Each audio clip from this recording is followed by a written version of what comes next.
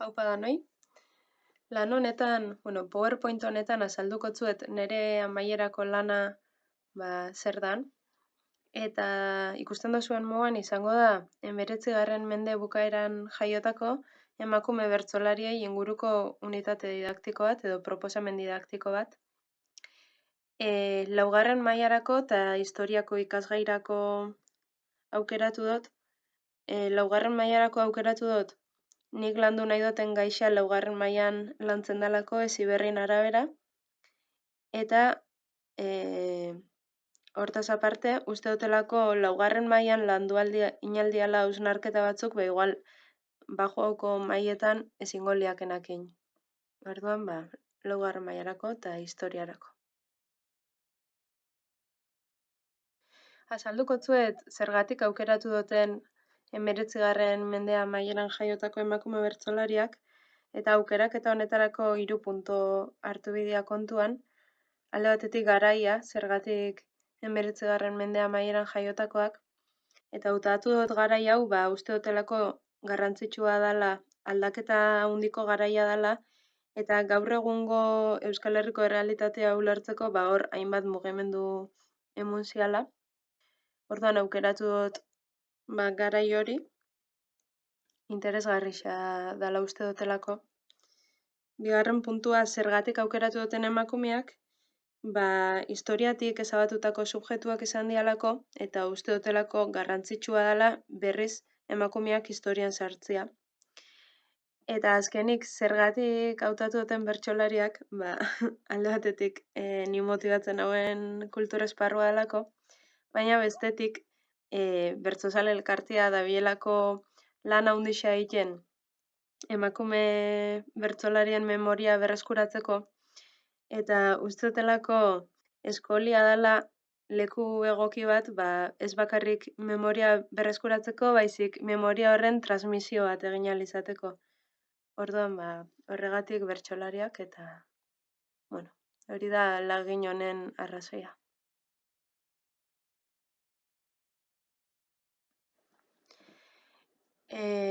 Lau helburu jarrixat nire proposamen didaktikoari, eta hemen azalduko zuet. Lehenengoa da ikaslei garai honetako emakume bertsolariak ezagutaraztea. Bigarrena da garai horretako testuingurua ulertaraztea.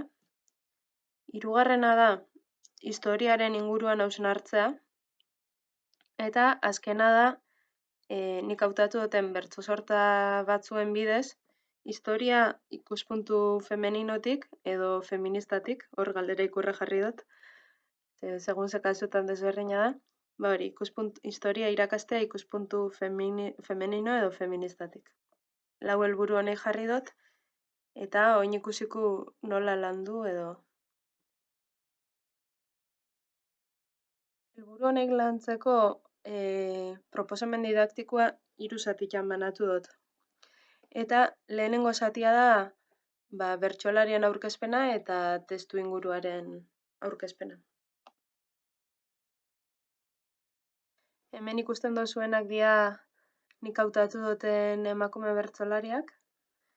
Nahiko dira, baina uste dut merezi dauela danak aurkeztea.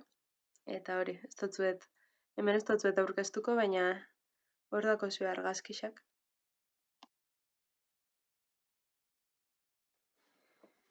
Eta hitzetik hortzerak aurten indau programa bat, justo niri interesa egin xaten garaiko emakume bertsolariei buruz.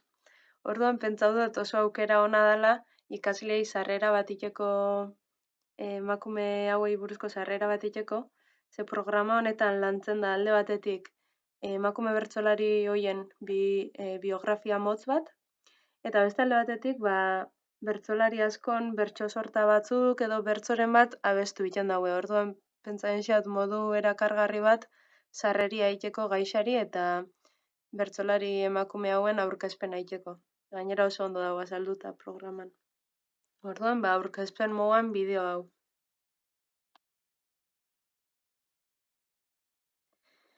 Eta ia sartuko ginean historian ze gai landu. Orduan, identifikau dut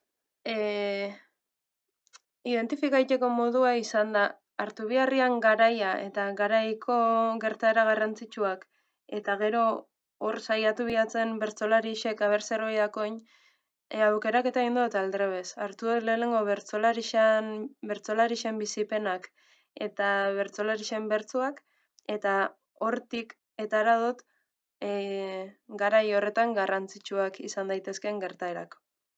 Orduan, dakot gertaera desberdinak eta gero gertaera horreik zerren bidez salko neben landu. Adibidez, lehenengo gertaera da industrializazioaren hasiera Euskal Herrian. Orduan, hori landuko neben, fabrikan lan iten neben emakume bertsolarien bidez. Mari Argain, Aina Etxegarai eta Josep Antoni Aranberri. Eta dakot, pasarte batzuk aukeratuta bertsolari horienak alkoinak balio sarrera moduan edo gai hori lantzeko.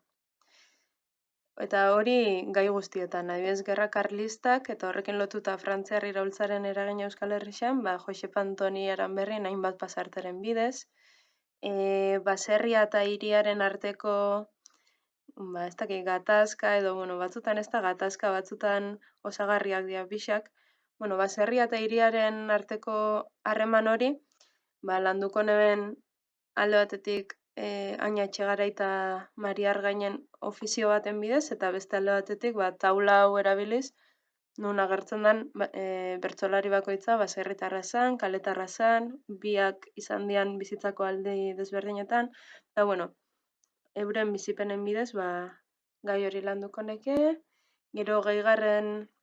Mende hasierako baztangai zurritea, Josepa Zubeldiak oso ondo kontaien dau bertso batzun bidez, eta gero azkenik garai hartako alfabetatze tasak, eta hori idazten eta irakurtzen zekiten bertsolariak, ez zekitenak, eta gero estatzunak ez dauzkagu daturik. Eta gero hemen ikusten du taula bat garai horretako datuekin, enaiz luzatuko honetan, baina hori, landuko neben historiako puntu desberdinak, baina danak emakume bertsolarien bidez. Eta gero gai batzutan, adibidez hemen azkenengo honetan, hausnarketa bat gehituko neke, aber alfabetatzeak ze eragin zeukan, eta gaur egun ze eragin daukan.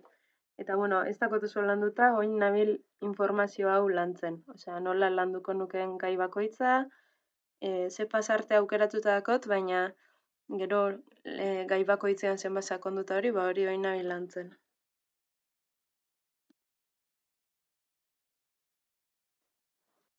Gero ja, bigarren zatira sartuko ginean, eta bigarren zatian gurot historiaren inguruko hausnarketak planteatu. Hausnarketak jarri dut pluralean, baina hausnarketa bakarra da, nire ustez. Eta da, nork idatzi du historia, jarri xat izan burua. Eta honi buruz hausnartzeko aitzaki moduan erabiliko neke hartu duten laginetik zenbat bertsolari diren bertsolari familiakoak eta zenbat bertsolari ez diren bertsolari familiakoak. Eta kontua da, gertatzen dela hemen askoz bertsolari gehiago direla. Fijau, Elize gitarrak jartzen da, baina Elize gitarrak lauzian, orduan emuten dauena baino gehiago dira bertsolari familiakoak. Eta kontua da, nola helduxakun bertsolari hauen informazioa ez? Eta helduxaku gizon historiagileek gizon bertsolari garrantzitsuei buruz egindako liburutan euren aipamenak agertzen dira. Orduan, ez dago eurei buruzko libururik, baina gizon bertsolari garrantzitsuen bidez, euren familiako emakume bertsolariak ezautu ahal izan ditugu, hor aipatu egiten dialako. Asko jota, norbaitegako kapitulo bat bere aitaren edo bere osabaren liburuan, baina asko jota kapitulo bat, inork ez dako behari buruzko liburu bat.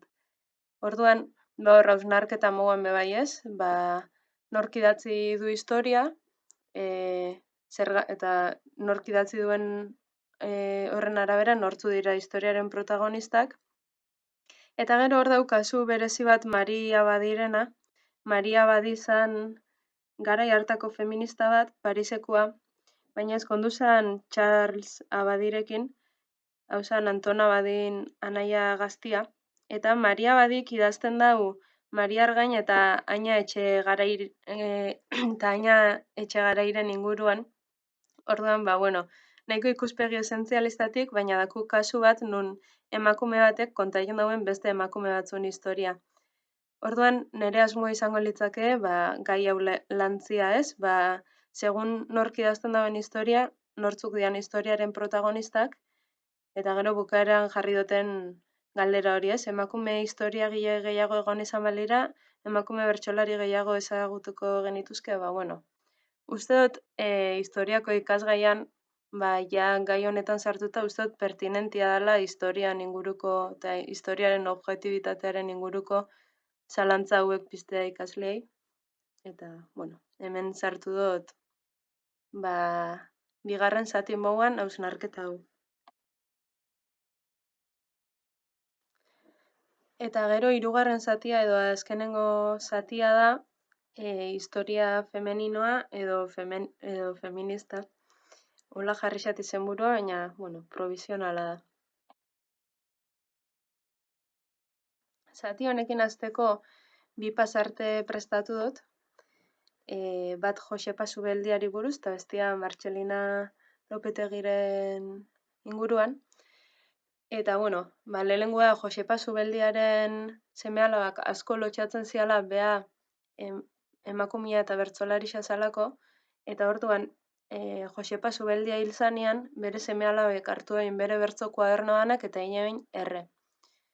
Eta horren ondorioz, jausakun bertso sorta bakarra da, Josepa Zubeldiaren sorta bat Donostiko udaletxean gordeta zeukatena, baina beste danak galdu india bere familiakoen lotxaren erruz.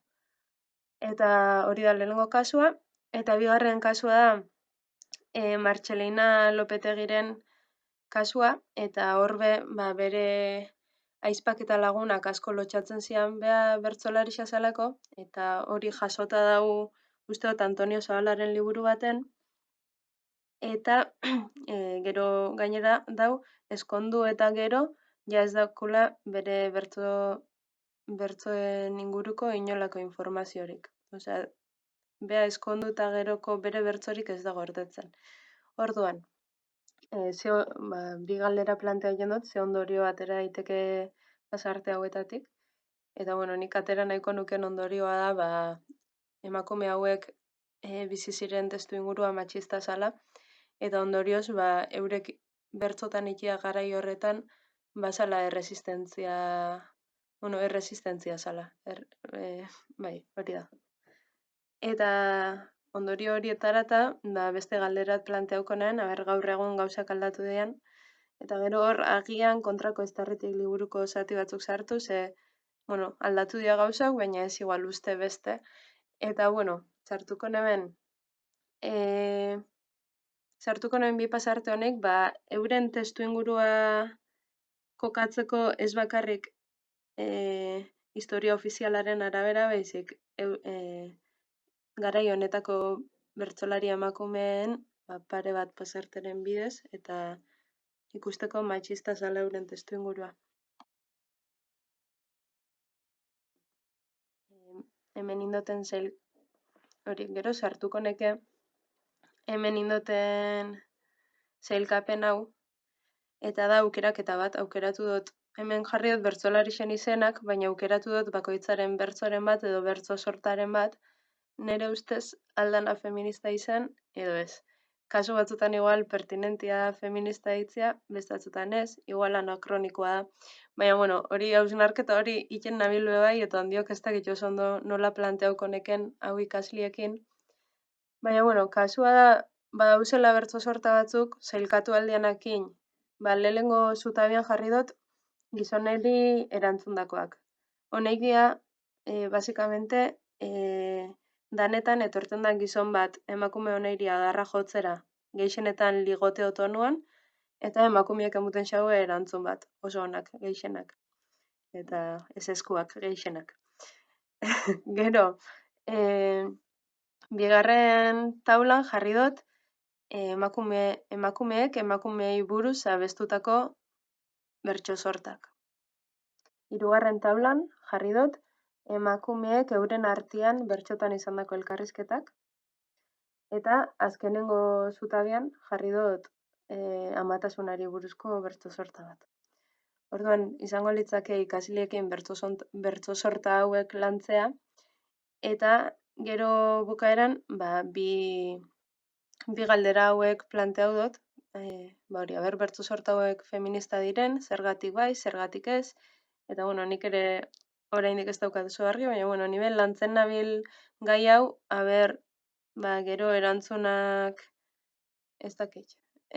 Ikasleei eman ahal izateko ez bakarrik bertso sorta, baizik baliabideak euren iritzia garatu ahal izateko.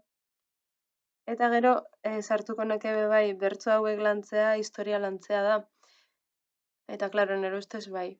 Osea, hor sartuko neben berriz historiaren gaia ez, eta historia ofizialetik kanpo zer geratzen den, eta hau izango litzake nire ahalegin bat, historiaren barruan sartzeko emakumei buruz abestutakoa, edo emakume honek euren garaixan suposatuen erresistentzia erakusteko bertso sorta batzuk lantzea.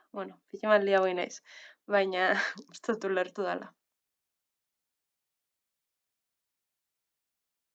Eta esan moduan lana amaitzeke dau, ondiok gauza asko falta xatitzeko, baina gutxi gora bera hori da iten nabiena, eta hori, gogoz geratzen naiz zuen ekarpenak entzuteko, eta laguntzen dozta zuen honekin aurrera iten. Eskerrik asko entzutiarren, eta egongo gara ostiralean. Agur.